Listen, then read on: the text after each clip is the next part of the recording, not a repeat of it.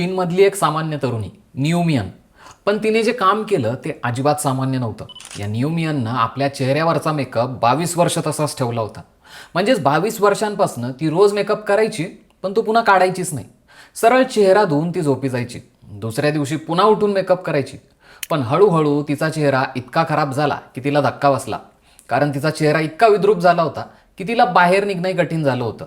न्यूमियनने सांगितलं की तिला अनेक वर्षांपासून पिंपल्सचा त्रास होता. पण या वर्षाच्या सुरुवातीपर्यंत तिची स्किन ठीकठाक होती. पण हळूहळू तिला ॲलर्जीचा त्रास सुरू झाला. तिच्या चेहऱ्यावर लाल पुरळ, सूज आणि खाज सुटू लागली. काही दिवसातच तिचा चेहरा इतका खराब झाला की तिला ओळखणंही कठीण झालं.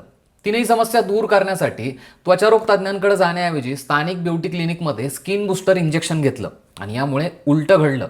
इंजेक्शनच्या साईड इफेक्टमुळे तिच्या चेहऱ्यावर जांभळे ठिपके दिसू लागले आणि खाज सुटण्याचा प्रॉब्लेम आणखीन वाढला. मग तिने जेव्हा डॉक्टरांची मदत घेतली तेव्हा डॉक्टरांना असं दिसून आलं की तो रोसेसिया म्हणजे त्वचेचा लालसरपणा आणि डेमोडेक्स माइट्स म्हणजे स्किनमध्ये आढळणाऱ्या एका परजीवीमुळे ती ग्रस्त आहे. याशिवाय तिला हॉर्मोन फेस नावाचा एक दुर्मिळ आजारही दिसून आला. यामुळे तुम्ही जर जास्त प्रमाणात मेकअप करत असाल तर तो उतरवण्याची काळजी नक्की घ्या आणि खूप जास्त मेकअप करणाऱ्या तुमच्या लाडक्या मैत्रिणीला ही रील नक्की शेअर करा.